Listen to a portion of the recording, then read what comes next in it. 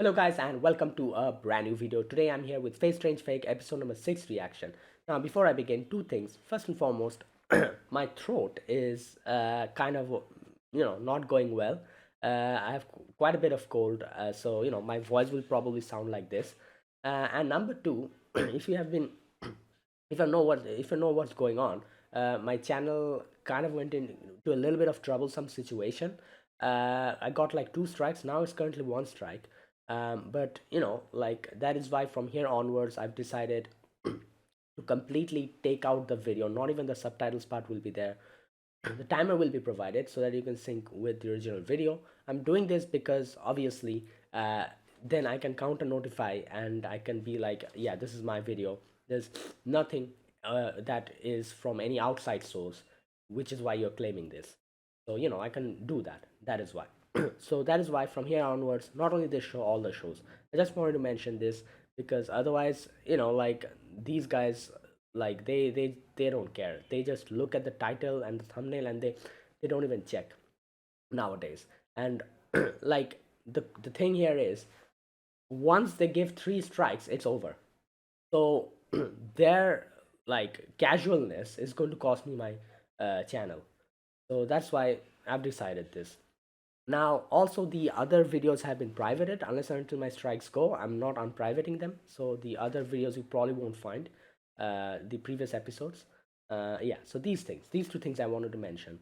Now, the previous episode, which was episode number 5, we got to meet this character who apparently is going to become the Lancer by overcoming these trials. And he summoned the Watcher, and he can like observe everything. He has like a lot of other servants who are kind of supporting him, and these guys are like shadow servants or something, as they mentioned. Either way, then they're like, that's the situation here. And we got to see a few other things as well. Like in the end, Richard comes into the play where Assassin attacks the new guy, and I ended up like stumbling over there. So Richard comes in, and now we have like a Richard versus Assassin confrontation going on. So right, let's see what happens in this episode. Let's begin. I'll be putting the subtitles, not the subtitles. I'll be putting the timer here. Sync it to the video, and let's get started. All right, here's the countdown. Three, two, one, go.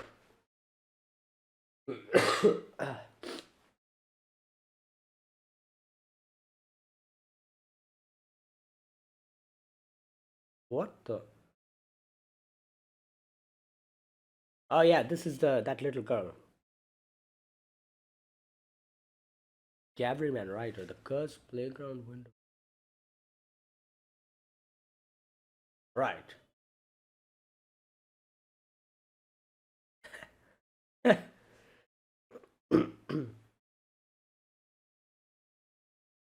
Mm. Which will be that kid? Because I think I saw one of the trailers where they were like cooperating. Not kid though. That's not a kid. I always forget. He looks like that because of experimentation. Oh my god, my throat is completely given up.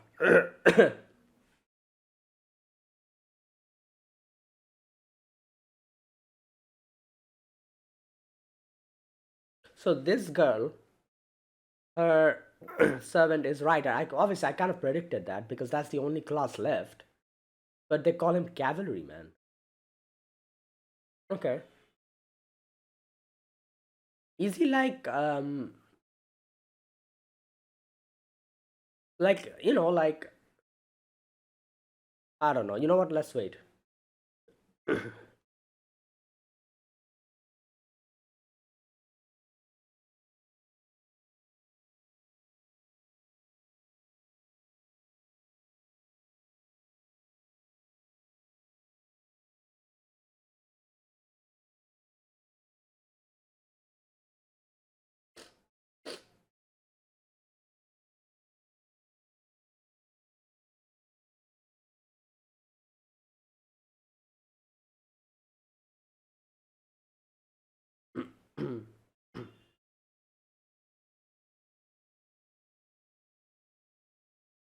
Right.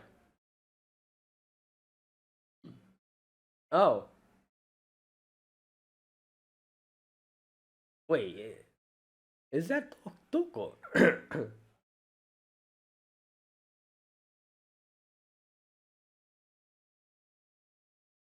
Oh my god.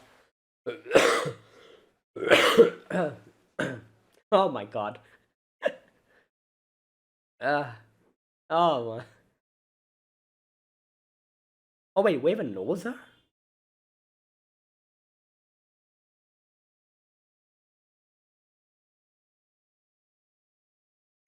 Where are they? The forest?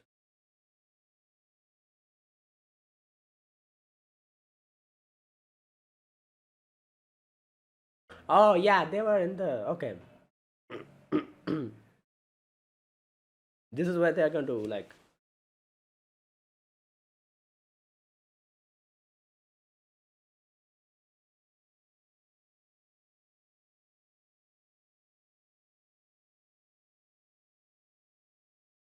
Oh, interference.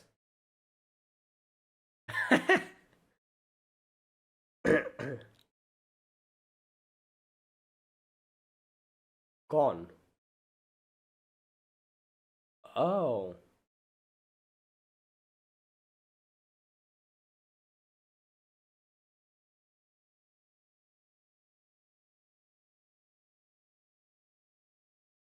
Oh, damn. Oh, this Enkidu's forest. That's why they couldn't. Oh God, my throat. That's why they couldn't detect Saber.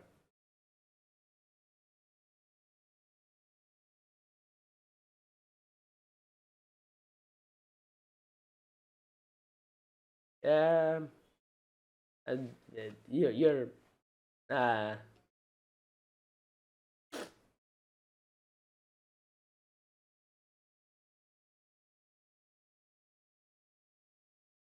hmm,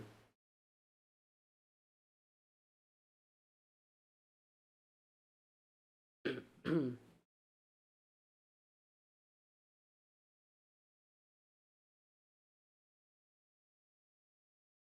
hmm,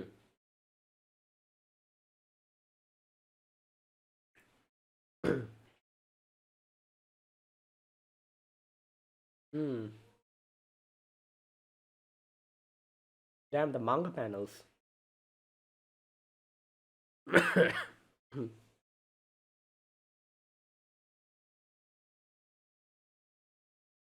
Damn.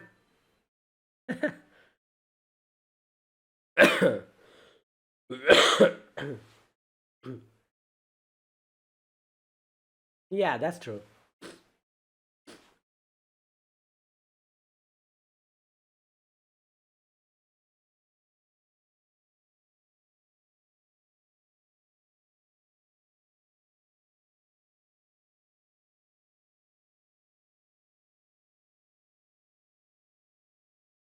Hmm.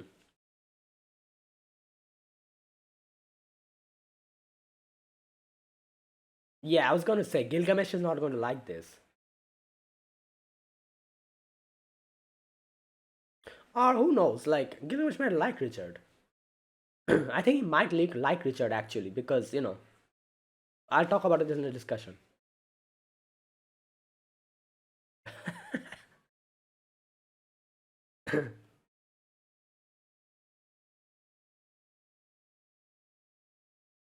Oh my god, this place.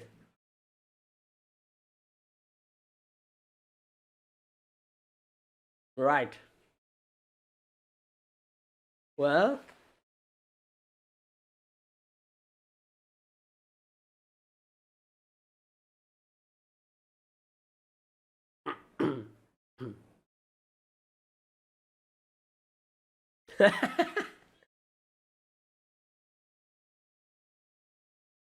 oh lord.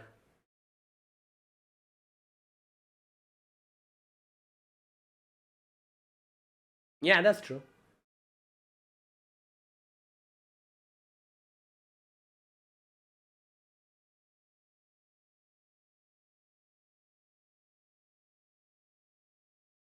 Less than a year.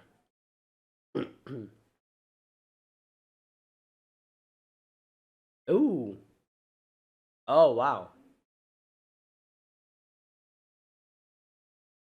So he's like in the. Oh my god.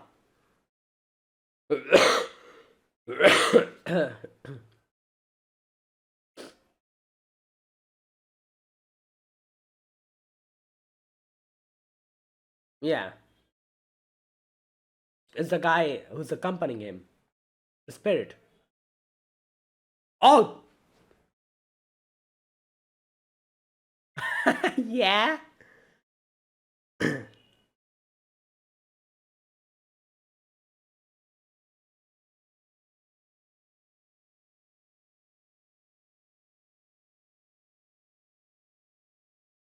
Yep.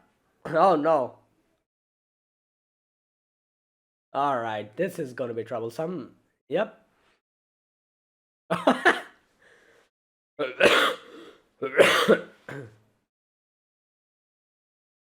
Whoa.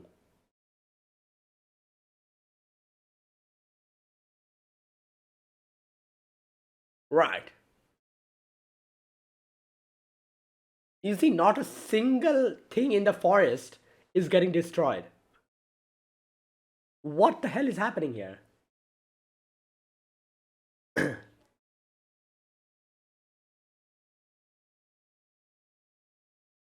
Oh, here we go. He has his sword.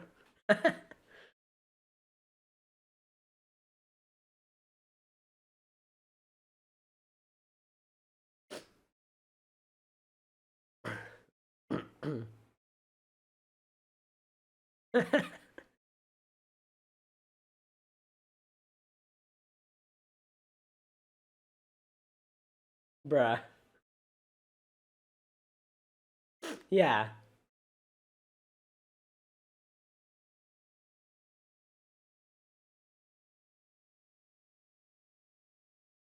This is crazy. Imagine making Excalibur from.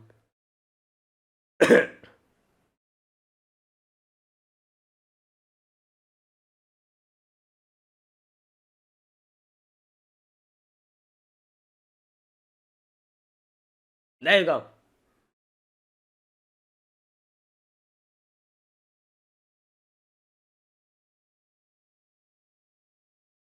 Oh, that lion roar.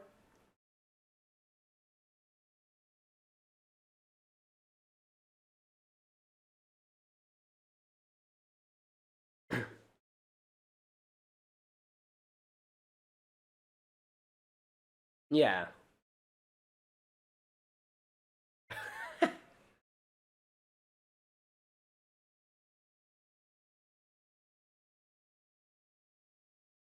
Yeah. Like, come on, this is Enkidu.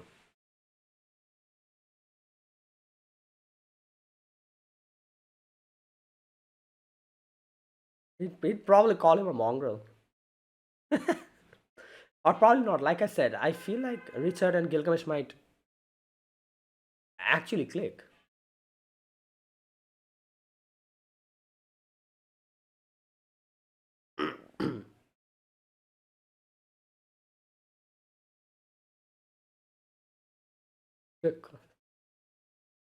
Oh wow, they're bringing up Google Anna.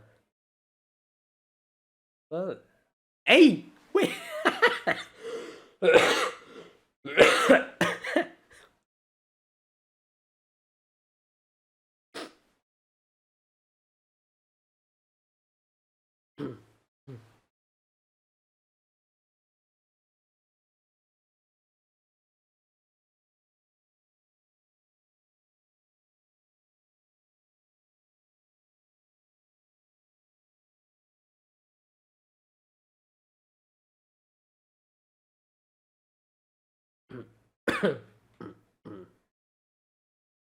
Oh, that Red Hood.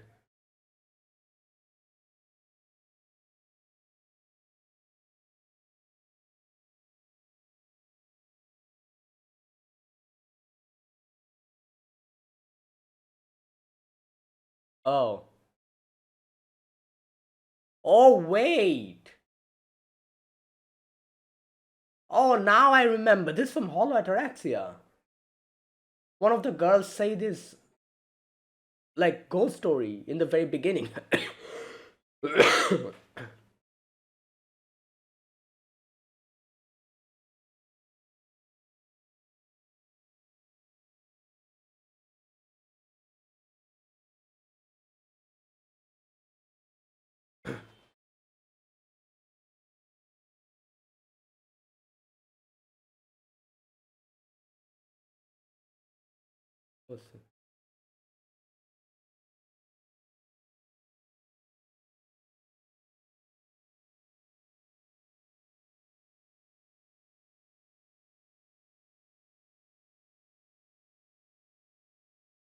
Oh wait, is she Mr. A?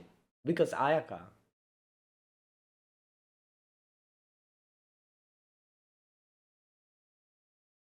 Oh damn.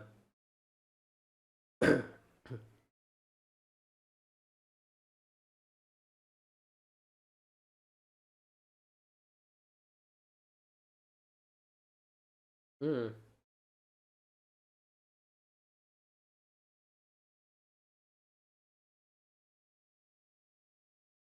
Well, you need to pick up the history books, I guess, to understand him.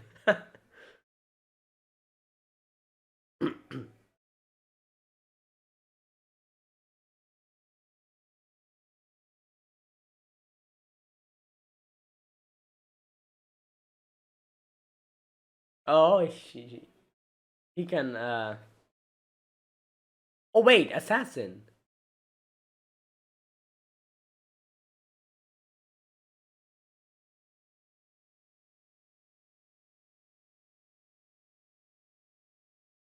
Oh really? With one of the Hassans? Oh, I didn't know that.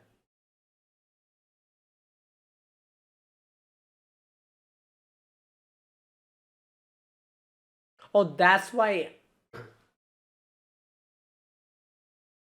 the monster I want to read. Oh yeah, that the rider, right?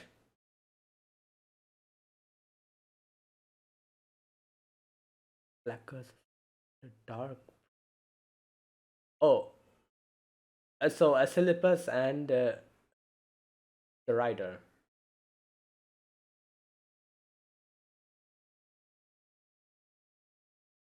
Okay.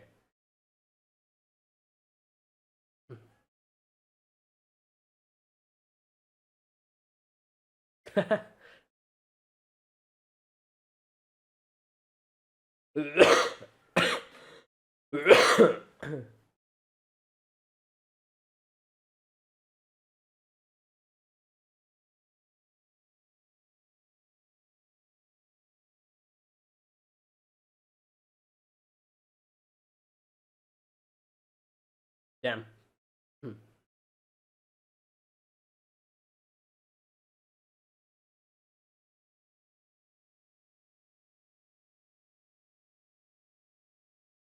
Oh, what? Oh, for the to make her into like a okay.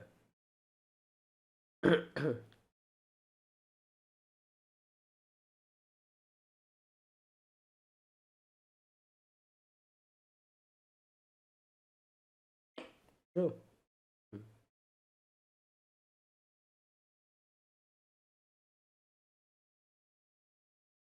Yeah, look at me. It is.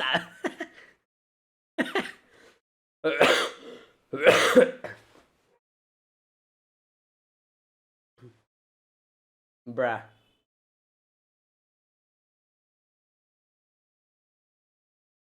Okay, how does Waver know I?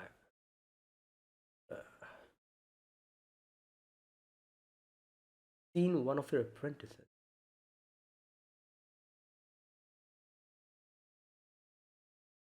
Oh.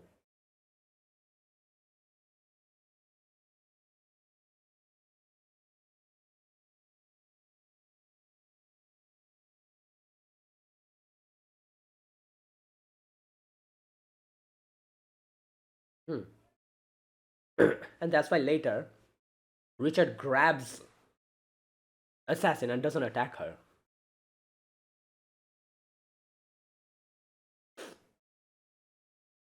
Oh, that's why they go to that. Here we go. All right.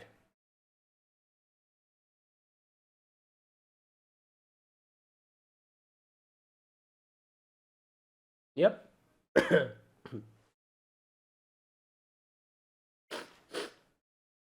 Yeah. Okay. Here we go.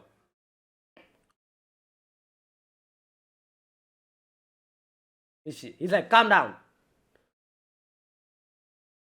Yeah. Don't get so trigger happy.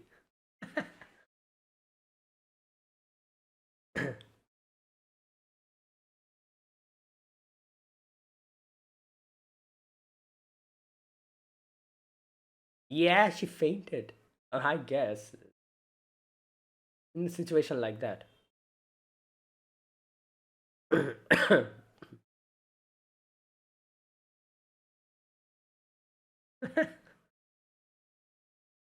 Wait. Oh, is this Ayaka's dream?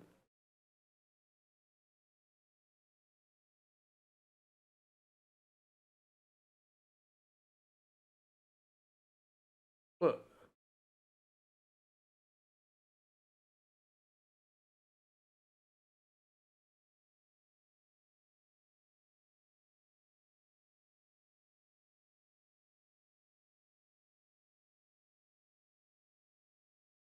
Saint Germain. Mhm.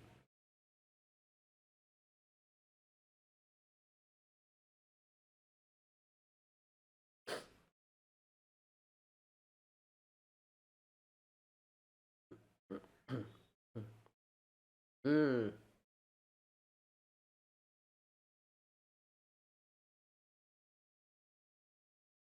Dude, tips of your eyes. Yeah, that was a dream.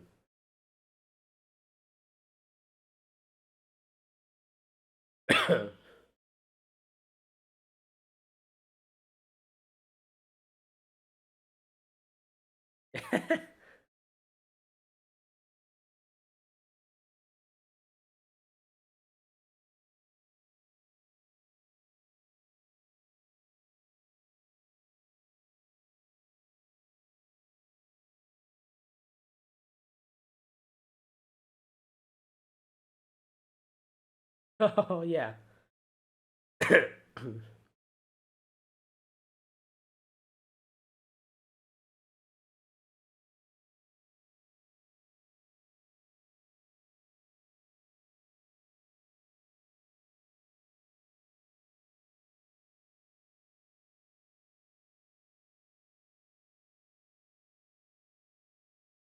Hmm.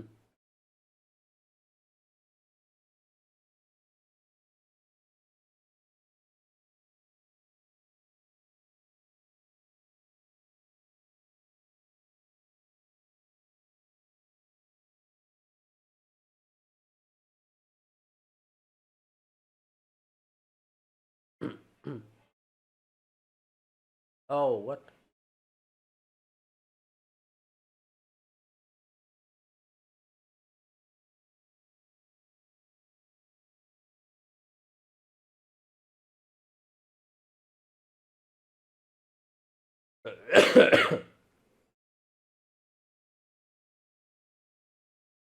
Right. Okay. So this is that girl.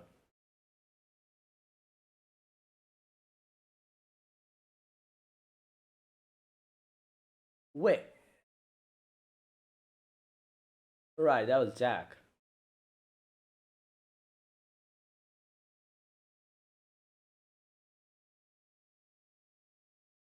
Waterfall. Yeah. No.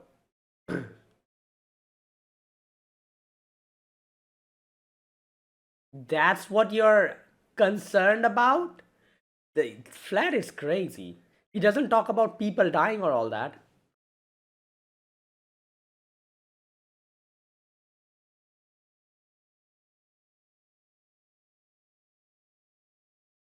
Oh my god, why is this guy here?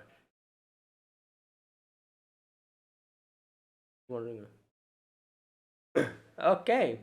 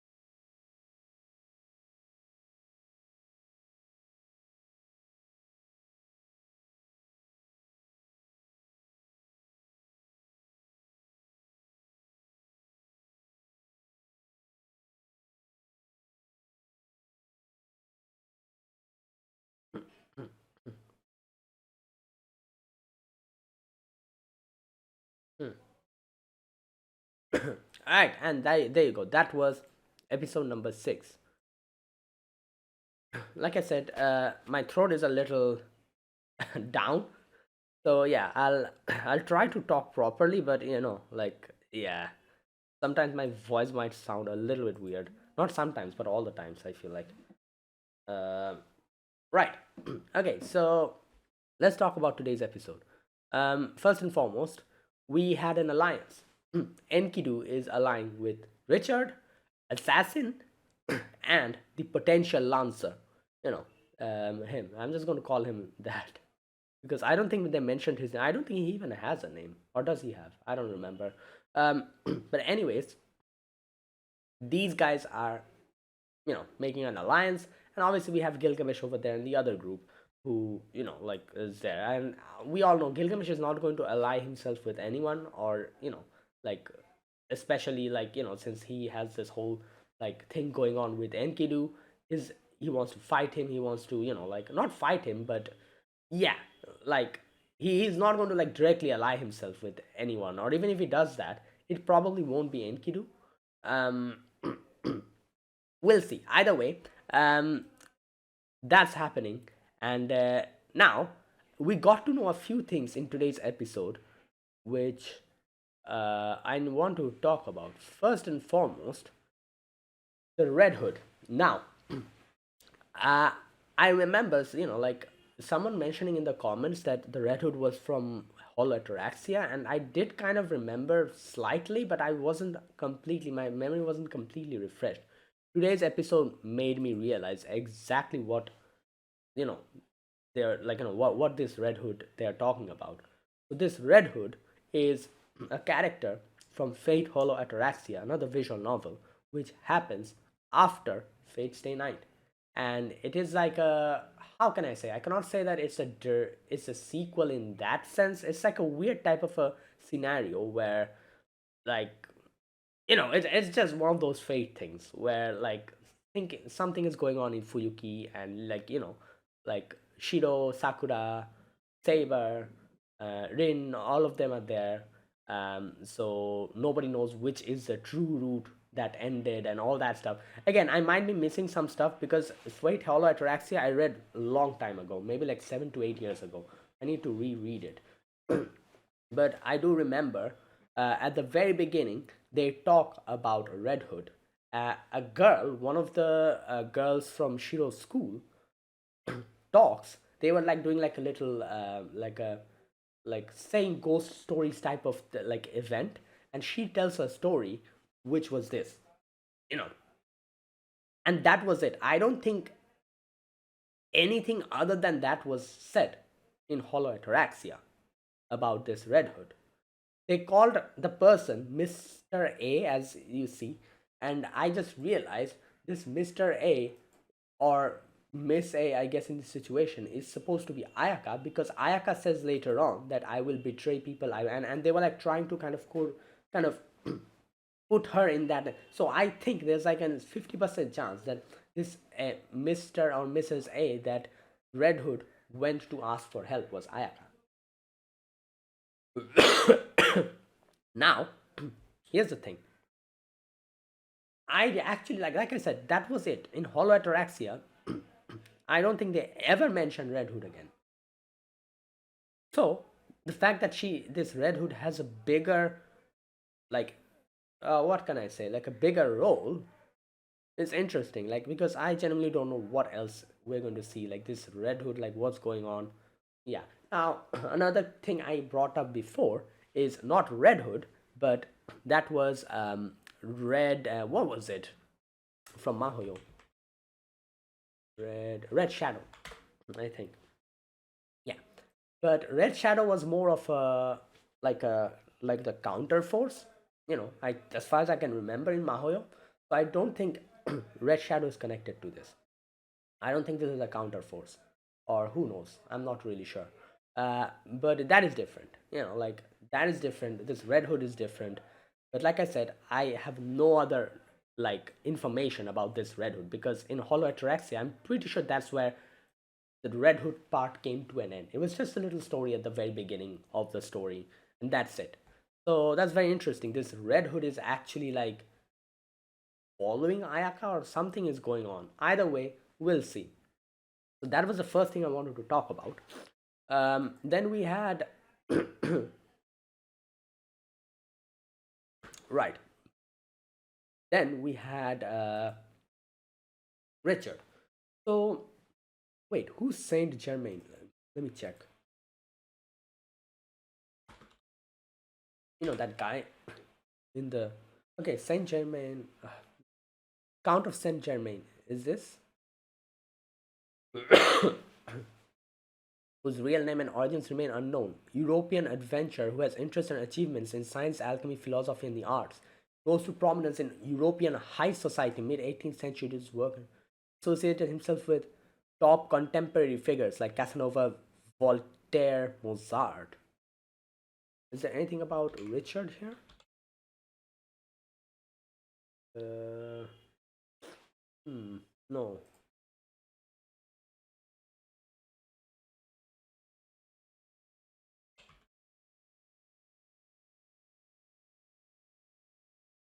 No, I cannot find anything.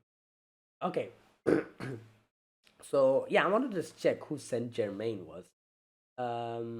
This guy says that apparently he is like his prophet. He's his.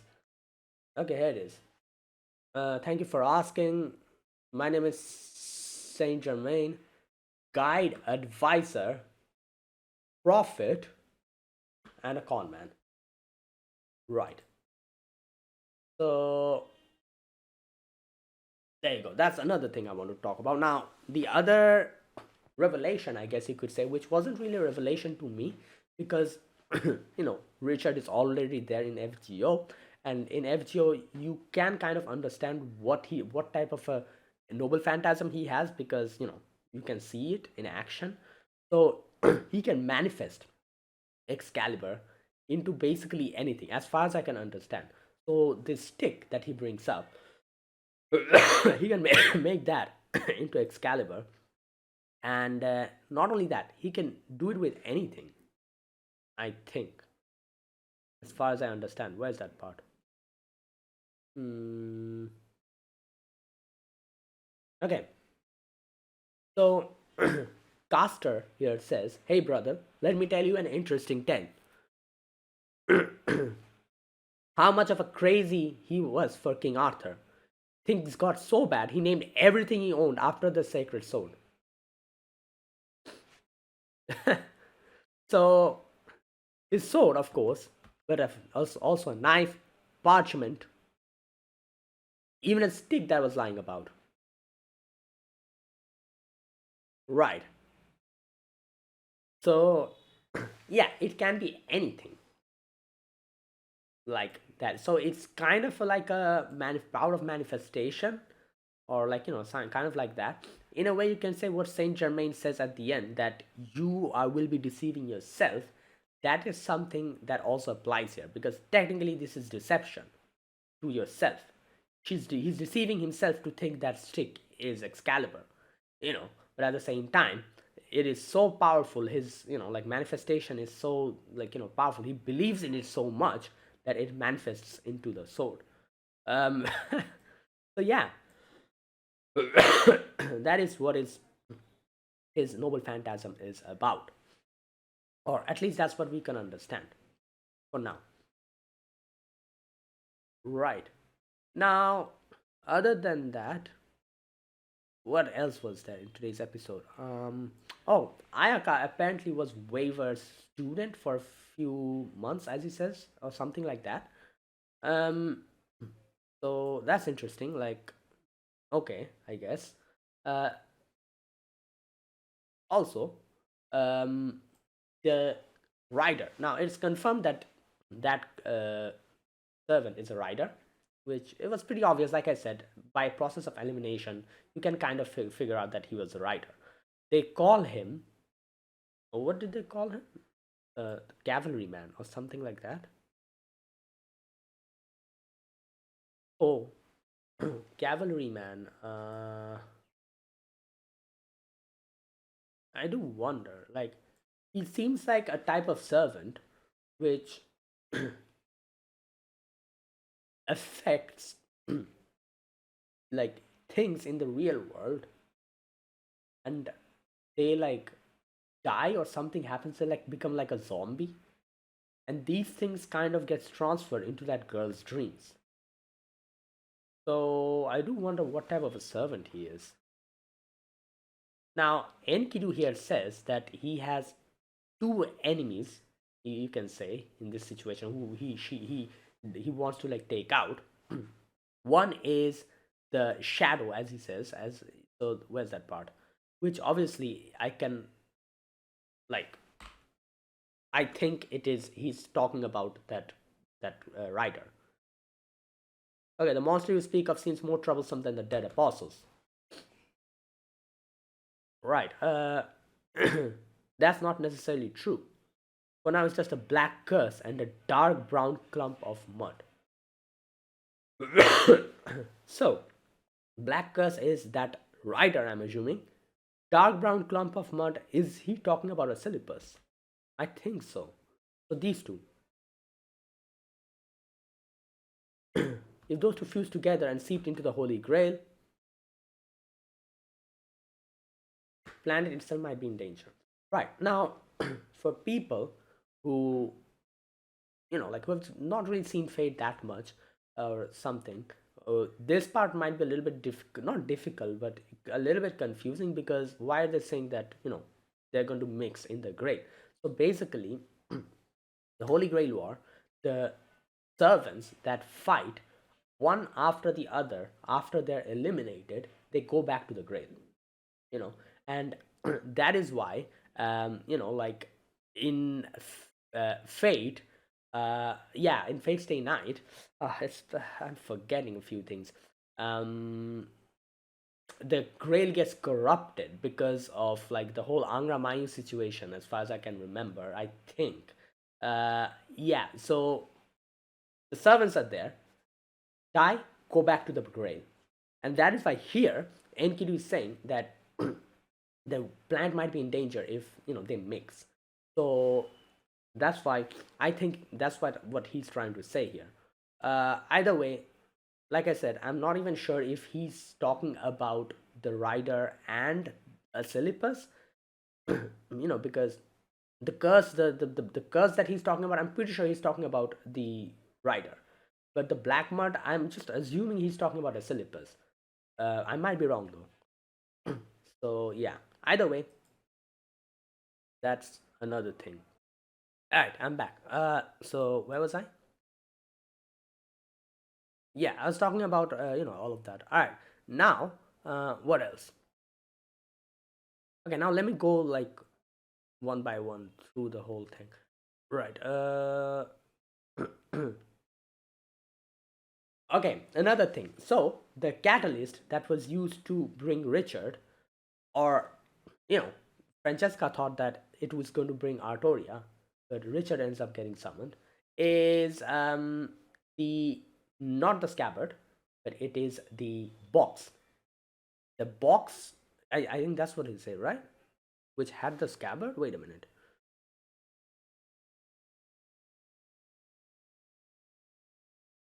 Okay, what did you use it? Okay, they said the sheath for the legendary sword was gone. Okay, wait a minute. Remind me, the sheath was extracted from Shiro, right? Later on in Fate Stay Night. I cannot remember. Like, obviously, Shiro had the sheath within him, which is why he ends up summoning Artoria, and which is also the reason why he regenerates so quickly. But then I just cannot remember what happened, but I do remember the sheath was taken out from him for some reason. I just cannot remember when it was or why they did that. Okay, anyways, so Francesca says, I used a box. Daniel was sealed it. I guess that's why Richard gets summoned instead of Artoria. Right. She thought that Artoria is going to come, but you know.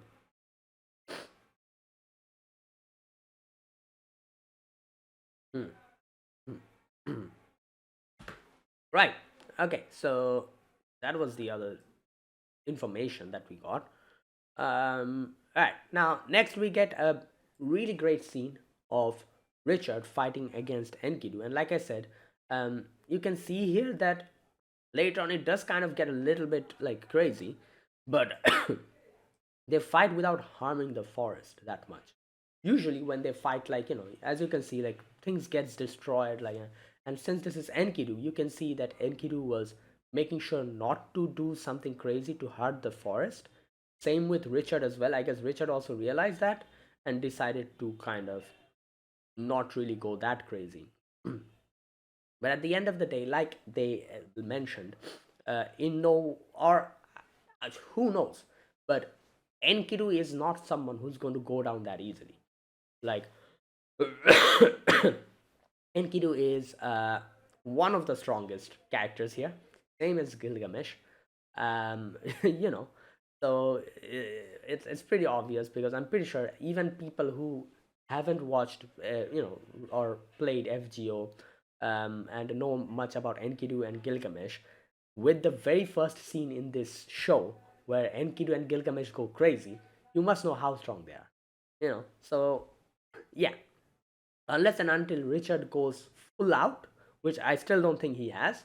Yeah, Enkidu is nothing can scratch him.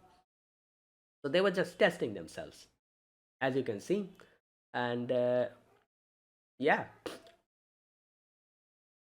this is where Richard shows his Excalibur or his manifestation.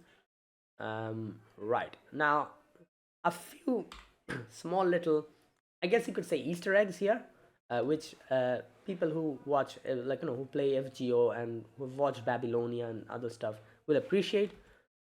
For example, where is that part? Let's talk about the bull. Here we go. Uh, the gods often said so. So yeah, obviously, as far as I can remember, Enkidu's lore is that, I might be wrong here, so don't quote me on this. Enkidu's lore is that the gods sent Enkidu from heaven. Like Enkidu is made from clay. So God sent him from heaven to uh, take out Gilgamesh, because as far as I can remember, like Gilgamesh, like the gods weren't happy with Gilgamesh's, like how, I think, like how strong he was becoming or something like that. Wait a minute. And so yeah, he was someone who was sent by the gods to take out Gilgamesh, and they become friends. Gilgamesh and Enkidu become friends by the end, and then obviously, um, that also didn't the gods didn't like, so they sent like Gugalana, which was, like, and there's like a lot of stories related to that. As far as I can remember, Ishtar, I think, like, like proposed to Gilgamesh or something like that, and Gilgamesh was like, like, piss off, something like that, which pissed like Ishtar off. So I think like she sent her bull to something like that. There's like a lot of like, where is it? Wait a minute. Enkidu, Enkidu Gilgamesh. Okay.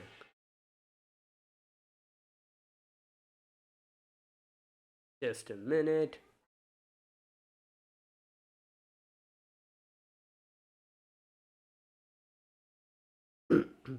Here we go. Legendary hero, originally appearing in Sumerian literary compositions, which was incorporated with alterations in Akkadian Epic of Gilgamesh. Enkidu's name has been variously interpreted as identical with the deity. Okay, all these stuff. In the Epic of Gilgamesh, Enkidu is a wild man created by the gods Anu.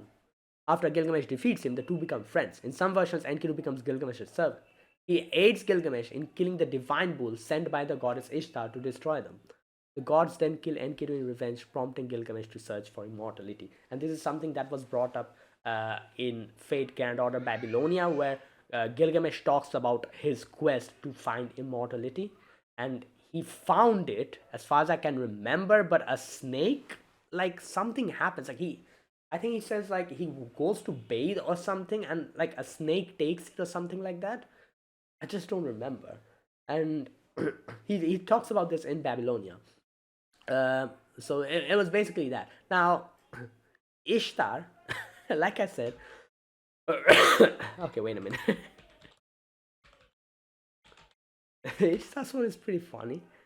Uh, here we go.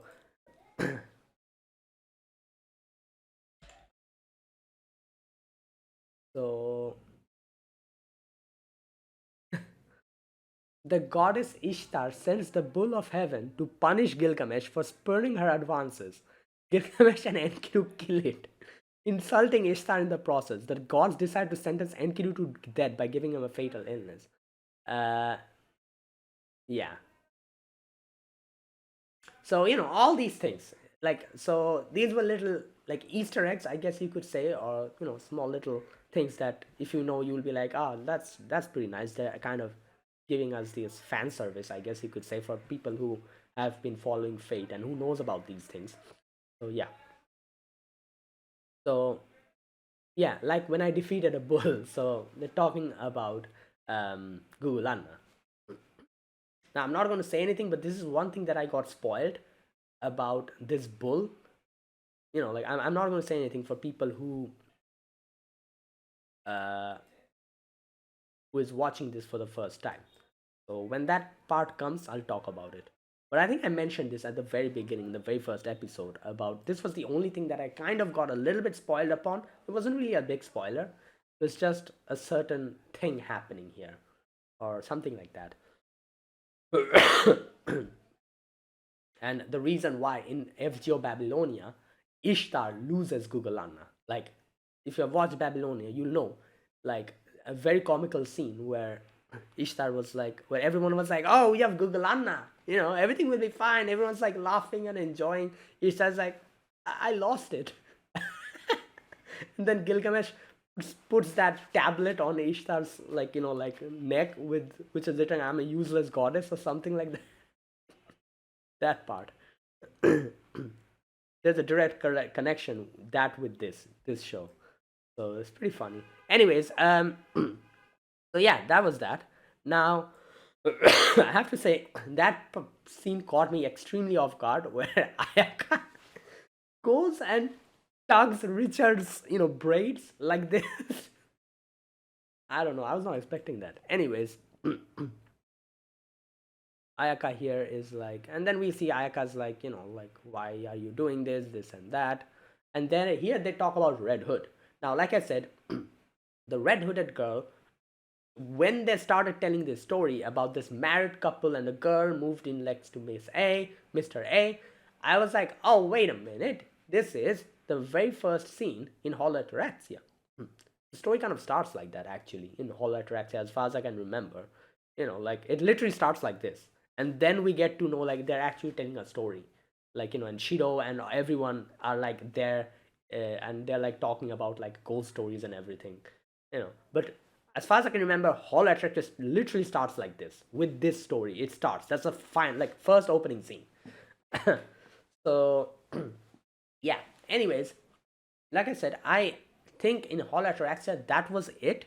I don't think they mentioned Red Hood ever from that point onwards. But the fact that Red Hood is being brought up so many times here, and the fact that Mr. A might actually be Ayaka, makes me think this has a bigger implication. So, or some kind of a bigger role to play here. So that would be interesting to see.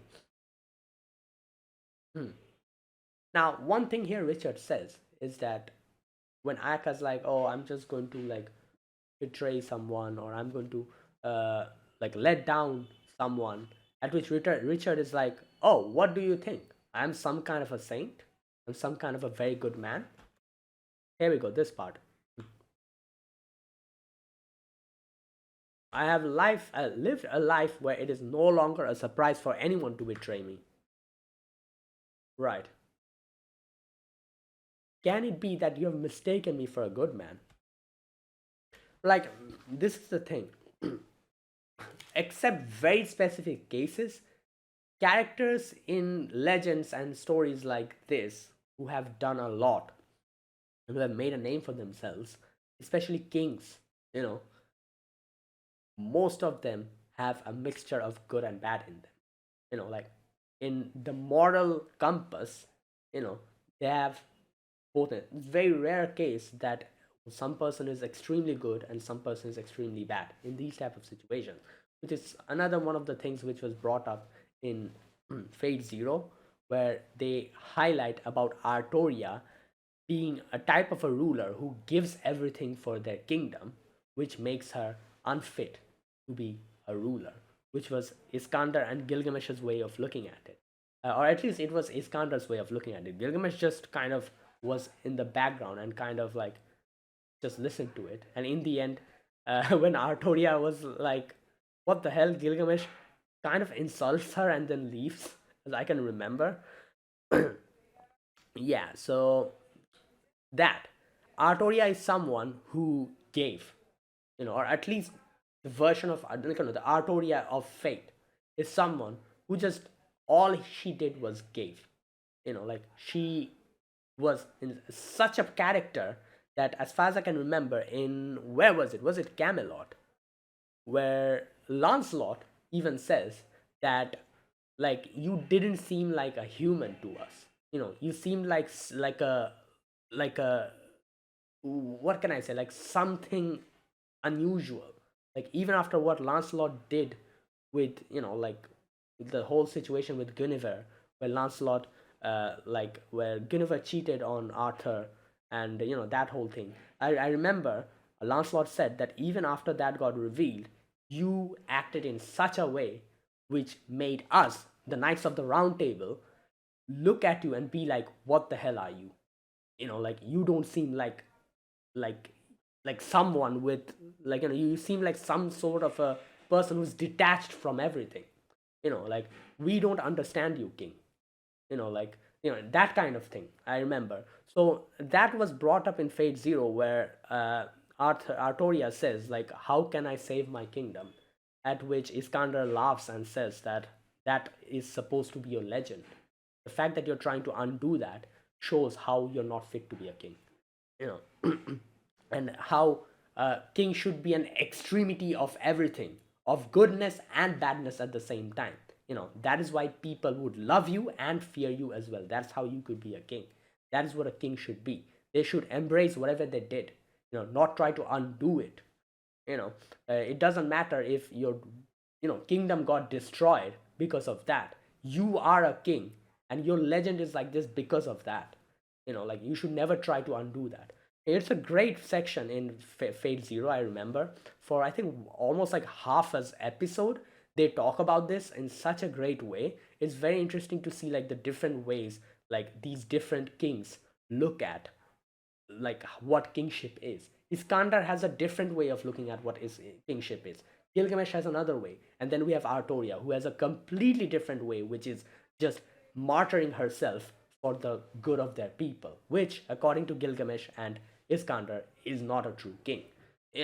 So, anyways, I went on a tangent, but Richard here says, like, have you mistaken me for a good man? Which is something that I wanted to bring up here, is that he is a king, so he is not a good man in that sense. Yeah, he must have done a lot of great things, but at the same time, there are also parts of his life where he must have done something which he shouldn't have done. But all encompassing makes him into the legend that he is and the hero that he is. That is why he's been inscribed in the throne of heroes. You know, like, if being a good person was the prerequisite condition of you being inscribed in the throne of heroes, then anti-heroes, like characters like Gilda Reyes and who else, like characters that are like evil, they would never become servants. You know, they have done something crazy and people remember, and that's why they get inscribed to the throne of heroes. You know, and yeah, Richard is one of the kings who, obviously, as he says, I'm not a good person. You know.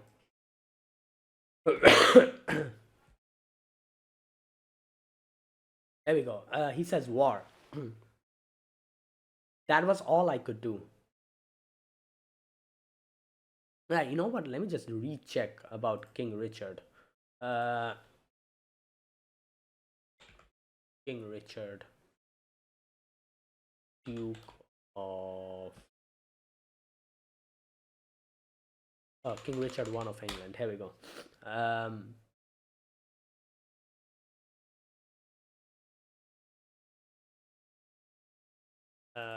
war. Let me check.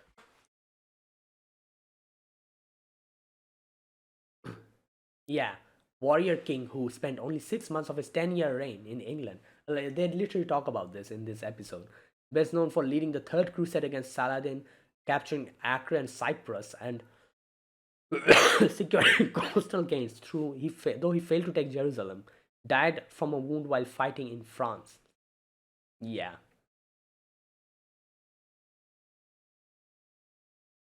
right. So there you go. There we go.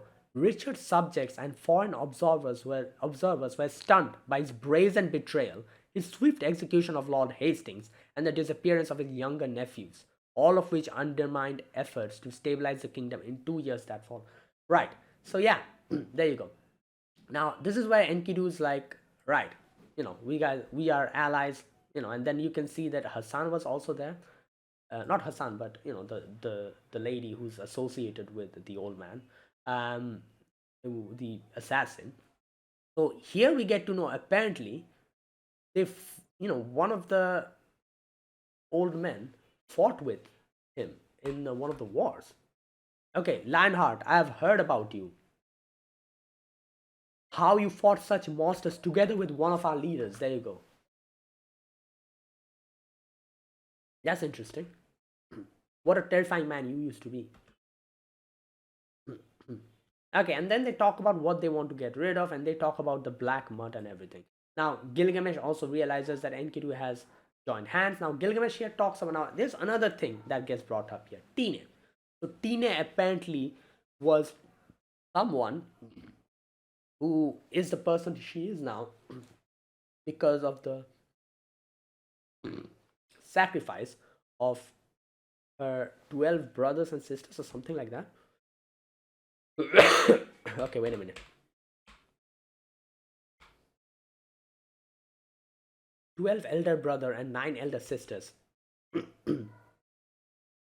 as well as my own boy. Now, I don't really understand exactly what's happening here, but I'm assuming whatever this ritual was, which took the lives of her 12 brothers, 9 sisters, and like her own body, is the reason why she could become a master. Like, I guess, like, it is something to do with her capability of being a magus, which made her like this, as someone who's capable of uh, becoming a master or something like that. I'm assuming, like, maybe like the magic circuit got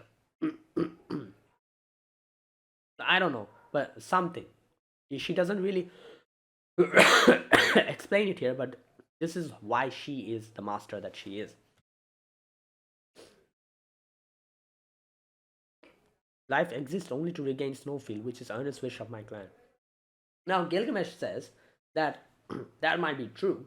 You might have gotten, like, the capability of commanding like a servant, but you don't have the self-esteem, which is something that like you will need. Which is true. We've seen like she's always like questions herself and everything, and that's why Gilgamesh is like, don't worry about it. You see who you have summoned. It is I, the king of self-esteem. So don't worry. Just follow me. Like you'll change in no time.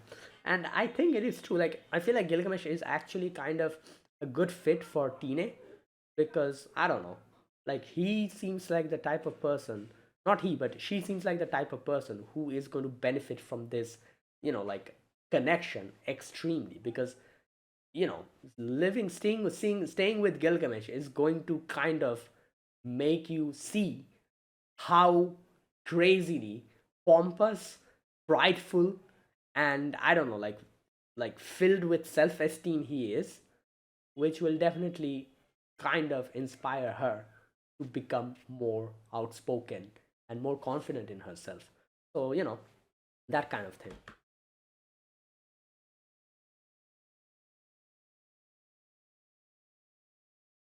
Here we go.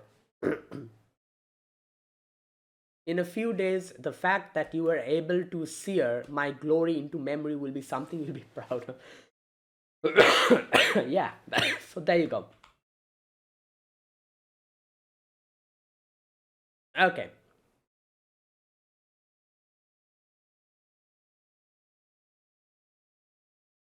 right. Now, after that, oh, one thing. Doesn't Waver message Ayaka? Okay, she doesn't read it. Okay.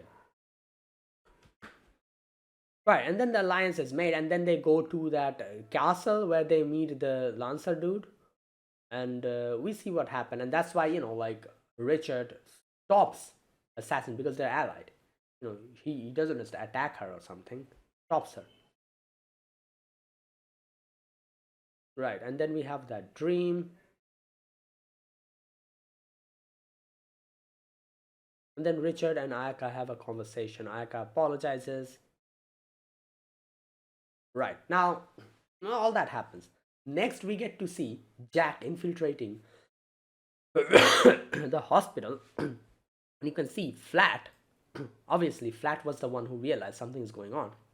Flat also says that we need to get out of here because up until now it's just looking like a fog, but now it seems like you're drowning in water. This is too much for us to handle for now. So let's get out of here. Um, Jack does say that I can blow up this place. Like I said, it's pretty hilarious because Flat was like, "Oh no, no, no, you shouldn't do that. Um, we don't even know if the master is an ally or an enemy." And I'm like, bro, that's what you're saying. What about the people in the hospital? There we go. We don't even know if the master is friend. All he cares about is becoming friends with these master and servants. You know, and yeah, Flat is kind of very interesting because you can see that he, I don't know, he, well, we'll have to wait and see because I don't know, a lot of things he says is like so casual, even in these like very like serious situations. It makes you be like, like what the hell? Like that kind of thing. So I guess we'll have to wait and see more about Flat. But one thing is pretty certain. He, as they call him, a genius. He genuinely is a genius. He like literally he was the first one who like infiltrated the hospital and he realized that they're in danger. So he's like, back out, Jack. So that kind of thing. Uh,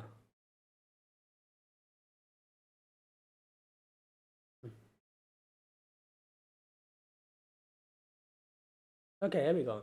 Let's reorganize for now. Jack says, if I went through with it, I would no longer be a murderer, but something else. Yeah, you'll become a terrorist. Like, yeah, like you're going to blow up the hospital. That's not what a murderer does. Like, technically, you're murdering people, but that at that point, you're just a terrorist. So yeah, there you go.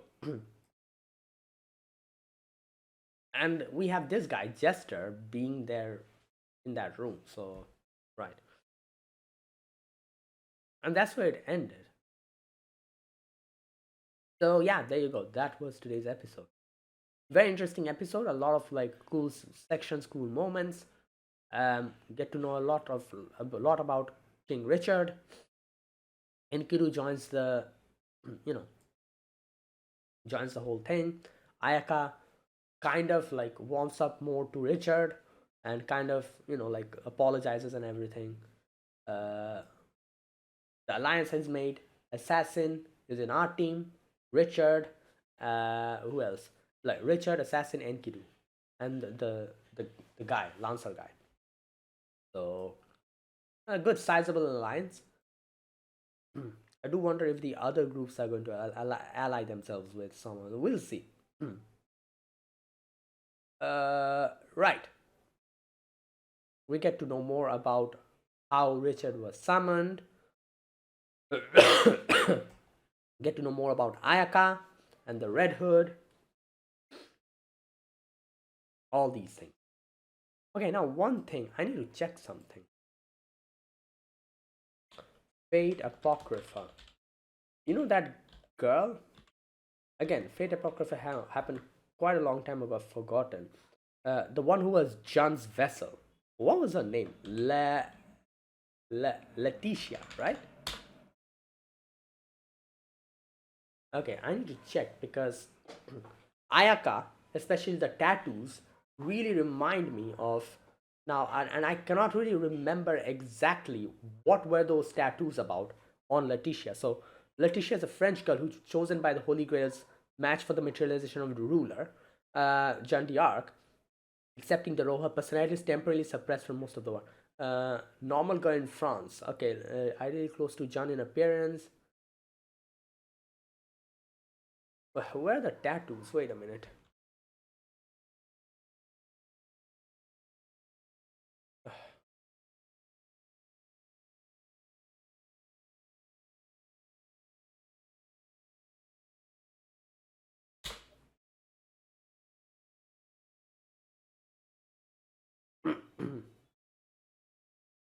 Okay, I cannot find it because the tattoos on Ayaka kind of remind me of that. So I was trying to remember what exactly those tattoos meant on Letitia. Uh, oh, those were command spells. Oh wait, oh I didn't realize that. Wait a minute. No.